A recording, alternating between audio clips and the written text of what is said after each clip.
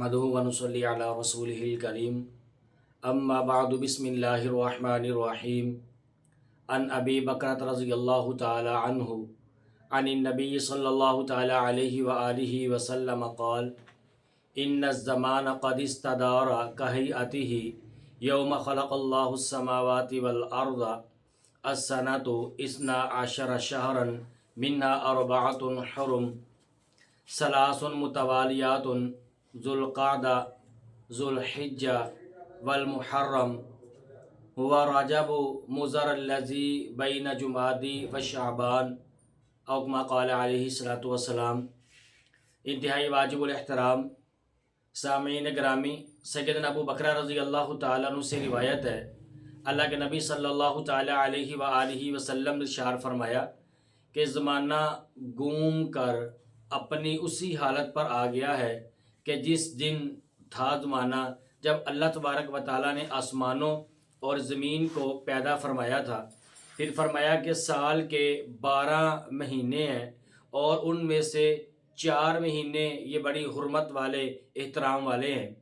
فرمایا کہ 3 مہینے تو اس میں اکٹھے ہیں، یعنی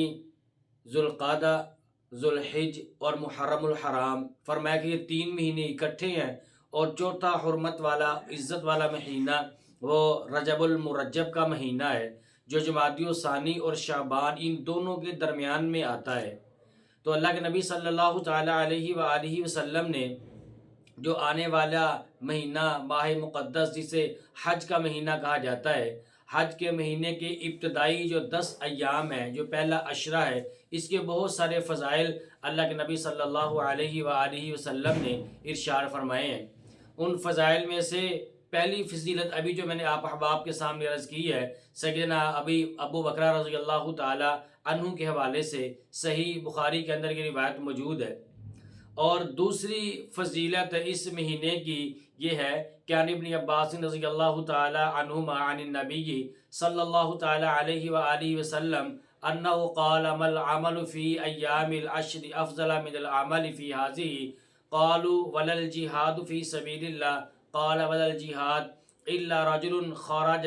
يخاطر بنفسه وماله فلم يرجع بشيء رواہ البخاری۔ اللہ کے نبی صلی اللہ علیہ وآلہ وسلم سے روایت ہے، عبداللہ ابن عباس رضی اللہ تعالی عنہما فرماتے ہیں کہ آپ نے ارشاد فرمایا کہ عشرہ ذی الحجہ میں کیے جانے والے نیک اعمال، عشرہ ذی الحجہ میں کیے جانے والے نیک اعمال جو ہے عام دنوں کی بنسبت ان ایام میں نیک اعمال کرنے کا اللہ تبارک و تعالی زیادہ اجر اور زیادہ ثواب عطا فرماتے ہیں۔ حضرات صحابہ رضی اللہ تعالیٰ عنہ مجمعین نے عرض کیا، یا رسول اللہ صلی اللہ علیہ وآلہ وسلم، اگر جہاد کیا جائے تو جہاد جیسی عظیم الشان عبادت سے بھی زیادہ اجر اور ثواب ان ایام میں نیک اعمال کا ہے؟ اللہ کے نبی علیہ الصلوۃ والسلام نے ارشاد فرمایا کہ جی ہاں، جہاد جیسی عظیم الشان عبادت کا بھی،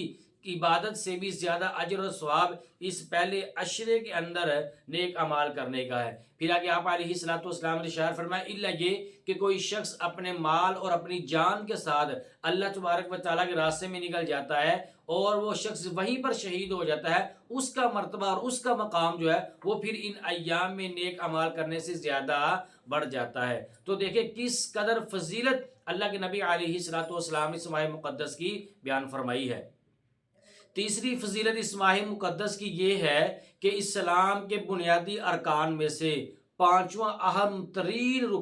رکن جسے اللہ تبارک و تعالیٰ نے استطاعت عطا فرمائی ہو، یعنی حج بیت اللہ، اللہ نے جس کو استطاعت عطا فرمائی ہے وہ اس ماہ مقدس میں اللہ تبارک و تعالیٰ کی رضامندی کے لیے وہ کیا کرتا ہے؟ حج بیت اللہ کرتا ہے۔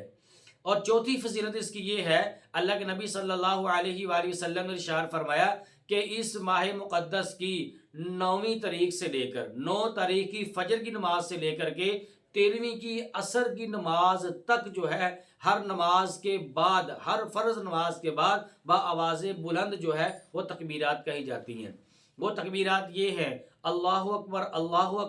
لا الہ الا اللہ واللہ اکبر وللہ الحمد، یہ تکبیرات کہی جائیں گی۔ مرد حضرات جو مسجد کے اندر نماز پڑھیں یا اپنے گھر کے اندر نماز پڑھیں، کسی وجہ سے مسجد سے نماز رہ جاتی ہے، اگر اپنے گھر میں نماز پڑھتے ہیں مسجد میں پڑھیں یا گھر میں پڑھیں، جماعت کے ساتھ پڑھیں یا اگر کسی وجہ سے خدا نہ خواستہ جماعت رہ جاتی ہے تو تب نماز پڑھیں، وہ حالت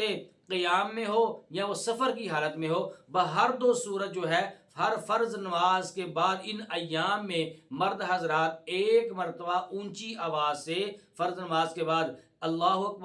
اکبر لا الہ الا اللہ واللہ اکبر وللہ الحمد یہ تکبیرات لازمی کہے گا۔ اور گھر میں مستورات جو نماز کی ادائیگی کریں گی وہ بھی ہر فرض نماز کے بعد ایک مرتبہ ہلکی آواز میں، آہستہ آواز میں وہ بھی ان تکبیرات کو کہیں گی۔ تو دیکھیں یہ تکبیرات اسی ماہ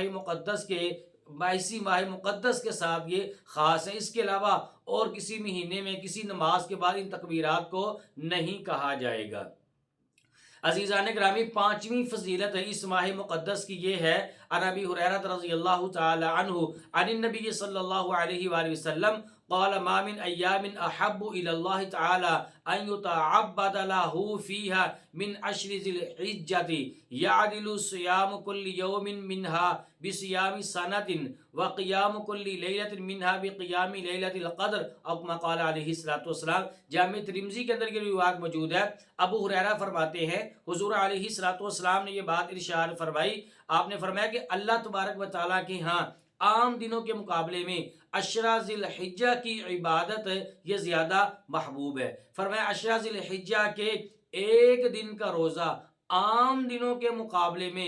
ایک سال کے روزوں کے برابر ہوتا ہے۔ کتنی اللہ تبارک و تعالیٰ کی کرم نوازی ہے، اللہ پاک کا یہ فضل ہے، رحیمی ہے، کریمی ہے کہ ایک روزہ رکھنے پر ان ایام میں اللہ پاک ایک سال کے برابر روزے رکھنے کا اجر اور ثواب عطا فرماتے ہیں۔ پھر فرمایا کہ عشرہ ذی الحجہ کی ایک رات کی عبادت کرنا یہ لیلۃ القدر کی عبادت کرنے کے برابر ہے۔ تو دیکھیں کس قدر اللہ تبارک و تعالیٰ نے آپ علیہ الصلوۃ والسلام کی اس امت کے اوپر اپنا خاص فضل فرمایا، خاص کرم فرمایا ہے۔ اسی طرح سنن ابی داؤد کے اندر روایت موجود ہے، نبی پاک صلی اللہ تعالی علیہ وآلہ وسلم کی زوجہ محترمہ رضی اللہ تعالی عنہ فرماتی ہیں، آپ علیہ الصلوۃ والسلام نے ارشاد فرمایا کہ ذوالحج کے پہلے 9 دنوں میں آپ علیہ الصلوۃ والسلام ذوالحجہ کے پہلے 9 ایام کے اندر روزہ رکھا کرتے تھے۔ تو میرے اور آپ کے لیے بھی یہ مستحب عمل ہے کہ ہم ذی الحجہ کے ابتدائی 9 ایام میں ہم روزہ رکھ سکتے ہیں، اور چونکہ آگے 10 ذی الحجہ ہے تو 10 ذی الحجہ کو روزہ رکھنے کی ممانعت آپ علیہ الصلوۃ والسلام نے فرمائی ہے۔ بعض ایام ایسے ہیں کہ لا تصوموا فی هذه الايام فانها ایام اکل و شرب و بیعال او کما قال علیہ الصلوۃ والسلام۔ آپ نے ارشاد فرمایا کہ عید الفطر کا پہلا دن اور اسی طرح یہ عید الاضحیٰ کے جو ایام ہیں، ان ایام میں اللہ کے نبی صلی اللہ علیہ وآلہ وسلم نے روزہ رکھنے سے منع فرما دیا ہے۔ اور چھٹی فضیلت اس ماہ مقدس کی یہ ہے، ام المؤمنین سیدہ عائشہ صدیقہ رضی اللہ تعالی عنہا فرماتی ہیں، آپ علیہ الصلوۃ والسلام نے ارشاد فرمایا کہ عرفہ یعنی ذی الحجہ کی 9 تاریخ جو ہوتی ہے کہ اس کے دن کا روزہ 1000 دن کے روزوں کے برابر ہو جاتا ہے۔ کس قدر اللہ تبارک و تعالیٰ کی کرم نوازی ہے کہ خاص اس ماہ مقدس میں اللہ تبارک و تعالیٰ کی رحمت خاصہ یہ ہر بندے کے اوپر نازل ہوتی ہے، اور خاص کر کے وہ بندے کہ جو اس کے پہلے عشرے کے اندر نیک اعمال کرتے ہوں گے ان کے اوپر اللہ تبارک و تعالیٰ کی رحمت خاصہ کا نزول ہوتا ہے۔ سیدنا انس رضی اللہ تعالیٰ عنہ سے روایت ہے، وہ فرماتے ہیں کہ آپ علیہ الصلوۃ والسلام نے ارشاد فرمایا کہ حج کے 10 دنوں میں سے ہر دن کو 1000 دنوں کے برابر، اور خاص کر عرفہ کے دن کو 10,000 دنوں کے برابر سمجھا جاتا تھا۔ یہ عشرہ ذی الحجہ کے ابتدائی دنوں کی میں نے چند ایک فضائل آپ کے سامنے عرض کی ہیں۔ دعا اللہ تبارک و تعالیٰ سے کہ ان ایام میں اللہ پاک ہمیں روزے رکھنے کی توفیق عطا فرمائے، آمین۔ وہ راتوں کو خلوت سے معمور سجدے، وہ لمبی رکعتوں سے مسحور سجدے، وہ سجدے محافظ مددگار سجدے، غموں کے مقابل عطردار سجدے،